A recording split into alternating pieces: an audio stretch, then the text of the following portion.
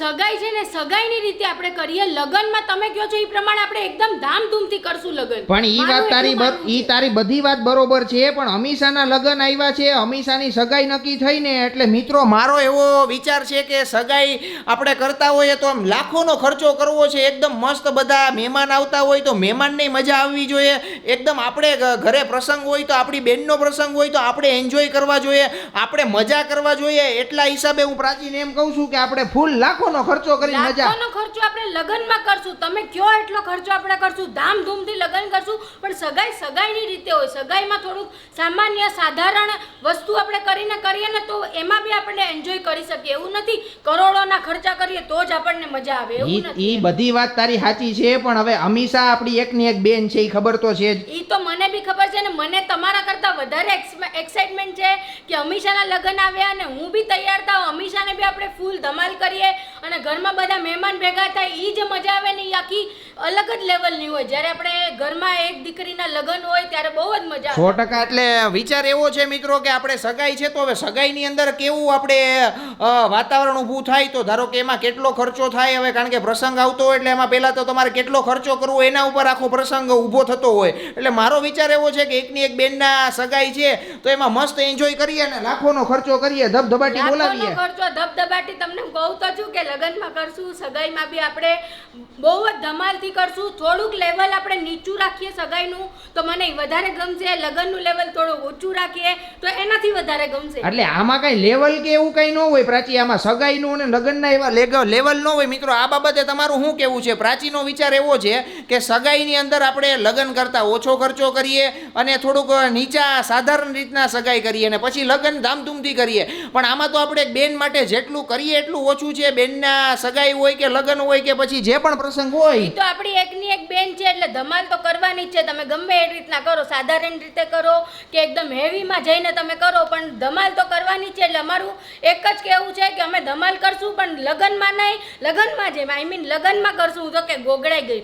લગનમાં કરશું, સગાઈમાં નહીં કરીએ એમ હું કહું છું. હવે પ્રાચી હું બોલે છે મને નથી ખબર પડતી મિત્રો. એટલે આ બાબતે તમારું શું કેવું છે કે સગાઈની રીતના, લગનની રીતના, ધબધબાટીની રીતે પણ જે બી હોય આપણા વિડીયોની અંદર તમે જે પ્રેમ આપો છો, સપોર્ટ આપો છો અને જે કાલના વિડીયોની અંદર તમે અમીષાની સગાઈ નક્કી થઈ બાબતે જે બધાએ વિશ કર્યું છે, કોંગ્રેચ્યુલેશન કીધું છે, once again thank you so much. કારણ કે ઓછામાં ઓછા 3000 જેટલી 3000થી તો ઉપર કોમેન્ટ્સ આવી છે કે ભાઈ કોંગ્રેચ્યુલેશન ટુ અમીષા દીદી, કોંગ્રેચ્યુલેશન ટુ અમીષા દીદી. તો જે પણ લોકોએ અમીષાને કોંગ્રેચ્યુલેશન કીધું છે ને મારા વતી થેન્ક યુ સો મચ. મારી બેનને તમે તમારી બેન જેવી જ ગણો છો એટલે once again thank you so much. હું પણ તમને થેન્ક યુ સો મચ કહી દઉં છું કે તમે અમીષાને વિશ કર્યું અને એના આગળ જીવન માટે બહુ બધી તમે વિશેષ આપી એના માટે થેન્ક યુ સો મચ. અને અમારા વિડીયોને જલ્દી લાઈક કરો, શેર કરો અને આગળ હજી ધમાલ બહુ બધી બાકી છે એટલે તમે એની તમારે રાહ જોવી પડશે જેમ અમે રાહ જોઈએ છીએ. મિત્રો મારી નણંદની સગાઈ નજીક આવી રહી છે અને મને અહીંયા ક્યાંય આધ્યા માટે સારા કપડાં અને સારી ચોઈસ મળતી નથી. તો હું ધવલને ક્યારની કહું છું કે આપણે ધવલ દિલ્હી જઈ આવીએ. દિલ્હીમાં આપણને ઘણી બધી ચોઈસ મળી જશે અને દિલ્હીમાં આધ્યા માટે ડિઝાઇનર બી આપણને મળી જશે. અગર આપણે ડિઝાઇનર કપડાં બનાવીએ ને તો એમાં તમારું શું કહેવું છે મને તમે કહો. અરે પણ દિલ્હી થોડુંક જવાનું હોય મિત્રો. આ પ્રાચીની વાતો તો તમે સાંભળો કે દિલ્હી આપણે આધ્યાના કપડાં લેવા માટે જઈએ તો જૂનાગઢની અંદર નથી મળતા તો હાલો કાંઈ વાંધો નહીં, આપણે કદાચ અમદાવાદ જઈએ ને તો ત્યાં તો મળી જાય કે નહીં. પણ આ દિલ્હી મને દિલ્હી જ જવું છે. મને દિલ્હી આપણે ગયા હતા ને મને કલેક્શન એનું બહુ ગમ્યું હતું. ઘણી બધી દુકાનમાં ગયા હતા એટલે આપણે દિલ્હી જઈએ ને તો મને બસ આધ્યાના કપડાં મારે દિલ્હીથી લેવા, બીજો કોઈ સવાલ પણ એમ નહીં. તને અમદાવાદમાં શું વાંધો છે? અમદાવાદની વાત જ નથી. દિલ્હી કલેક્શન તમને ત્યાં એટલું ન મળે. દિલ્હીમાં જે આખી બધું જ કલેક્શન તમને દિલ્હીમાં મળી રહે. પણ અમદાવાદમાં દિલ્હીમાં ફેર શું છે? વાતું તો જો મિત્રો. એટલે તમે અહીંથી દિલ્હી ખાલી આધ્યાના કપડાં લેવા માટે જાઓ તો એ ખર્ચો કેવડો થાય? આ તો હોના કરતા ઘડામણ મોંઘી થાય. આ તો હગાઈમાં તો કરોડોનો ખર્ચો તમે કરો. આપણે એમ જ કરવાનું છે અત્યારના. આધ્યા માટે તો આપણે સારા કપડાં એક ના એક ફઈના એના લગન છે, સગાઈ આવવાની છે તો પછી એમાં તો એનો સારો ખર્ચો કરવો જ પડે ને એના કપડા માટે. અને હું તમને એક વાત કહું કે દિલ્હી જે છે એ કેપિટલ એમનેમ થયું હશે? પણ કેપિટલ ભલે થયું પણ એ કેપિટલમાં કઈ આપણા માટે ઈ કેપિટલ નથી થયું કે આપણે અહીં જુનાગઢથી અચોડા દિલ્હી કપડાની ખરીદી કરવા જઈએ અને ઈ પણ ખાલી 2 વર્ષની નાની ટબુડી નાની ઢીંગલી માટે. હવે ઈ કપડાં પહેરે નો પહેરે, એને ગરમી થતી હોય, આ ગરમીની સીઝન છે, એને પછી તમારે પાછા ચેન્જ ના કરવાના. ના આદ્યાને ભલે એકવાર મારે પહેરવા તો છે, ભલે ઈ પછી 2 કલાક પછી 1 કલાક પછી કાઢી નાખે કપડાં, પણ એને એકવાર કેમ કે ઓલવેઝ સાદા કપડામાં જોઈએ ને સાદા લુકમાં જોઈએ, એટલે મારે એને આ વખતે એકદમ જોરદાર હિરોઈન બનાવી દેવી, દીપિકા પદુકોણ જેવી. ઈ તારી વાત બધી બરોબર છે પ્રાચી, પણ દિલ્હી નો જવાય. તું કહેતી હોય તો મિત્રો હવે આમાં તમે કોમેન્ટ કરો જી ને કે આદ્યાના કપડાં સારામાં સારા ડિઝાઇનર લેવા હોય, આદ્યાના એકના એક ફઈની સગાઈ છે એમાં પહેરવા માટે, તો ક્યાંથી લેવા જોઈએ? મારા હિસાબે આપણે અમદાવાદ જઈએ ને તો અમદાવાદથી મળી જ જાય. અમદાવાદમાં કલેક્શન એટલું મને નથી મળતું, ઈ મેં જોઈ લીધું, એટલે આપણે હવે સીધું અમદાવાદ એ નહીં, જુનાગઢ એ નહીં, મુંબઈ ને સીધું દિલ્હી આપણે પહોંચી જવું છે. અરે દિલ્હીની આવી હઠ ન કરવાની હોય. હું તો કહું ઓનલાઈન ગોત ને તો ઓનલાઈન મળી જાય. ઓનલાઈન મળે, પણ આપણે જોવું તો પડે ને કે આદ્યાને કમ્ફર્ટેબલ થાય છે કે પછી એમાં પાછું ફિટિંગ કરાવો ને આ કરાવો ને ઓલું પ્રોસિજર બહુ લાંબી છે. ઓલું તો આપણે એના જ ફિટિંગ નું લઈ આવીએ ને સીધું, એટલે મસ્ત મળી જાય આપણને. બોલો લ્યો મિત્રો, હવે આ સગાઈ આવી છે એટલે સગાઈમાં હવે શું ખર્ચો થશે એ ખબર નથી. ખાલી આદ્યાના કપડાં લેવા હાટું પ્રાચીને છે ને દિલ્હી જવું છે. હજી તો પ્રાચીના કપડાં બાકી છે, મારા કપડાં બાકી છે, મારા પપ્પાના કપડાં બાકી છે, અમીષાના કપડાં બાકી છે કે જેની સગાઈ છે.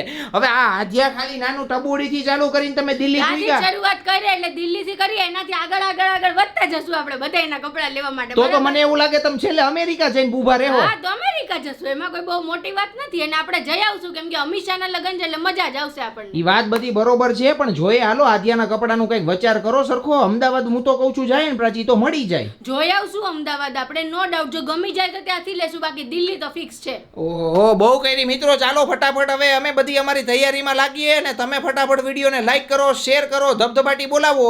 આદ્યાના કપડા ક્યાં મળશે એ જરા કોમેન્ટ કરો. મિત્રો અત્યારે જો હું અને આદ્યા છે ને કરિયાણાનું પેકિંગ કરીએ છીએ, અને અત્યારે અમે જે કરિયાણાનું પેકિંગ કર્યું ને મિનિમમ 4 થી 5 લાખ રૂપિયાનું કરિયાણાનું પેકિંગ કર્યું છે, કારણ કે 50 પરિવારોને 6 મહિનાનું કરિયાણું પૂરું પાડવાનું છે. અને હા, અને આદ્યાએ મદદ કરી એમાં. બતાવ તો આદ્યા, લાઈક શેર સબસ્ક્રાઇબ કેમ કરાય?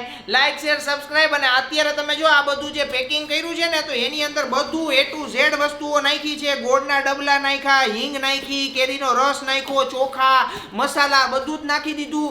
તેલ નાખવાનું હજી બાકી છે. તેલ તમે એમ જોઈ શકો એમ કે અહીંયા હજી પડ્યું છે તેલ. જ્યારે અમે જસું દેવા બધું ત્યારે જસું લઈને. પછી ઘઉંના બાજકા હજી છે, ઘઉંના બાજકા બધા 40 કિલો 50 કિલો ઘઉં દેવાના છે બધા પરિવારોને. તો હવે 6 મહિનાનું કરિયાણું જે દેવાનું છે ને એ પેકિંગ કર્યું ને આપણે તો પાછું નહીં કાઢવાનું. પાછું કઢાય ન કઢાય ને. આદ્યાએ મદદ કરી. આદ્યાએ કેવી મદદ કરી? આદ્યાએ કેવી મદદ કરી? જો આપણા પ્રેક્ષકોને કયો છે ને મદદ કરી. જો આદ્યાએ મદદ કરી મિત્રો, અને આ પુણ્યનું કામ છે, સેવાનું કામ છે. ને મારી દીકરી અત્યારે આ 2 વર્ષની નાની ઉંમરમાં જ અત્યારે મદદ કરે છે પપ્પાની. જો આ બોક્સ આપણે લેવાના છે, અહીંયા આવો.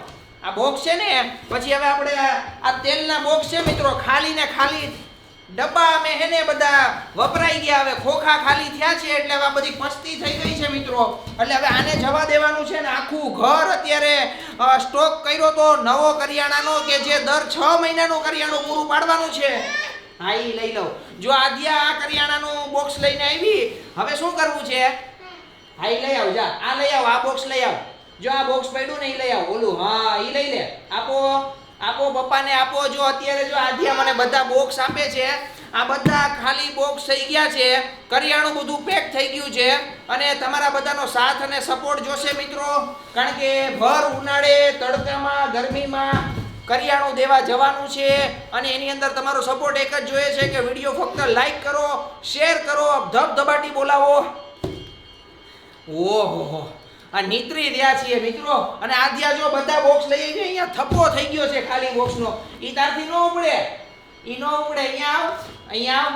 આદ્યા આખું અત્યારે બાચકું ઉપાડે છે, જે ઘઉંનું બાચકું ભર્યું છે, પણ એનાથી ન ઉપડે.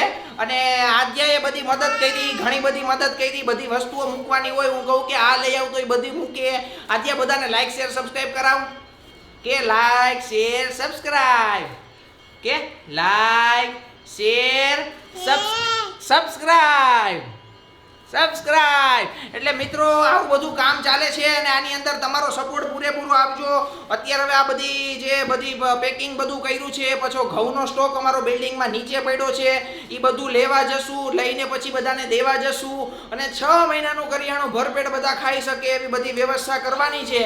તમે ફક્ત વિડીયો લાઈક કરો, શેર કરો, ધબધબાટી બોલાવો.